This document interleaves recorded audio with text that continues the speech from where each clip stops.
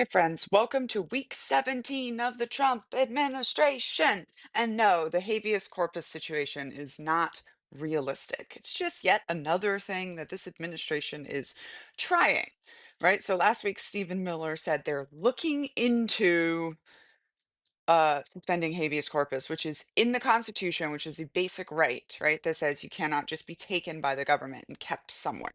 They have to produce you, they have to give you a right to face your accusers, they have to give you a trial, et cetera, et cetera. It is in the Constitution. There is no wiggle room.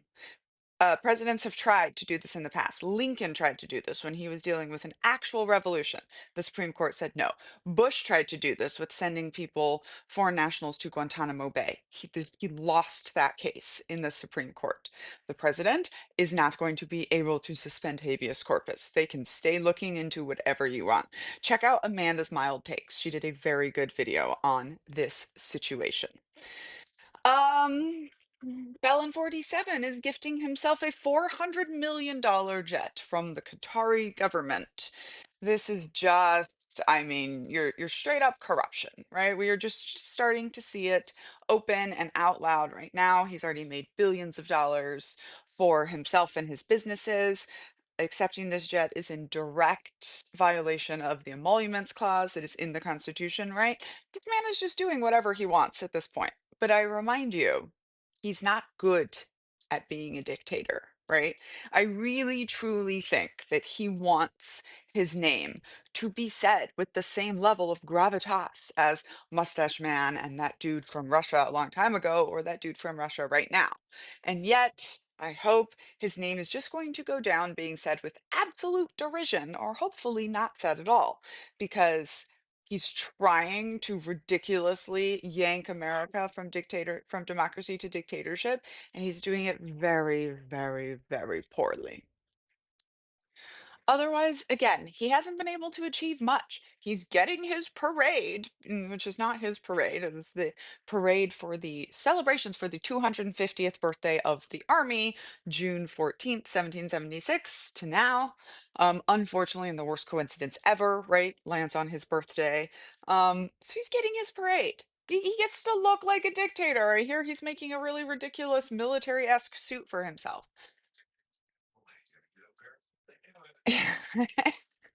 And a bunch of us might go have a say about that parade. But he he's doing these things for show and for distraction. Meanwhile, everything that they have tried has been stopped. They tried sending people to El Salvador. Can't do that anymore.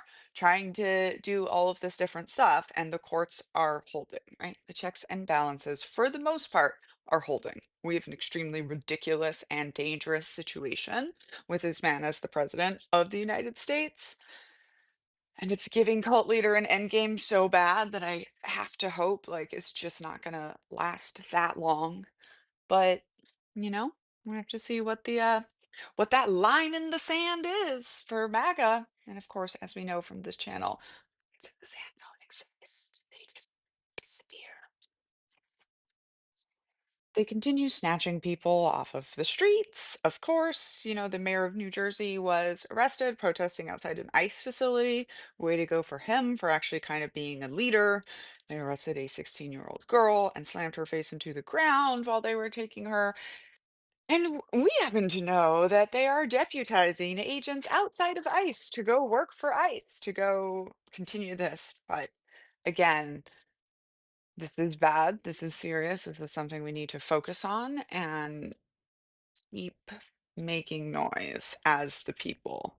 Um, because he is trying to get away with whatever, right? We know he's trying to be a dictator. We know he wants to go down in history as the man who broke America.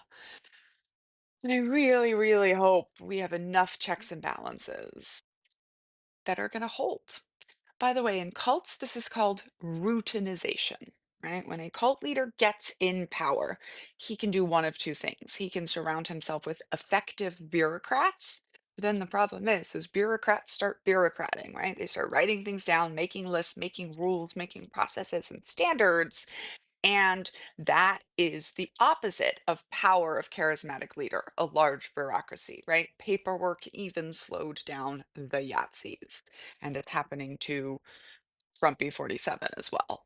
Um, so they can surround themselves with effective bureaucrats, or they can surround themselves with fellow narcissists that affirmed them on their rise to power, which is definitely what Felon 47 has been doing. And that usually doesn't go well for the cult leader, right? Because all of these narcissists, Keg's Breath and Stephen Miller and all these people, they want their spot in the limelight too. And that's never okay for the cult leaders. Cult personality is about one person. They have to be the focus. So in the end, the cult leader always usually has to fight his own team. He has to take down his own people that are closest to him to keep everyone insecure. It's called come here, go away behavior. And we see this with the shuffling of uh what was it, Matt Walsh into a different position. Um Mike Waltz. There we go. Um into a different position. And we expect to see this continue to happen. How of course, of course, because he doesn't want the country to run well. However, America has had 250 years of routinization, and hopefully it's going to hold. Hopefully it's going to make it more difficult for them to do what they're trying to do, as we have already seen. As ever, I'm Daniela, scholar of cults, extreme groups, and extremely bad leadership. I wrote a book called Uncultured about growing up in the Children of God religious cult and going into the cult of the US Army. You can get signed copies attached here or at the link in the bio if you're seeing this on TikTok. I finished my book, The Culting of America, last week. It's done, done, done. And it comes out on January 20th. So stay tuned. We'll have lots of jokes about crowd size.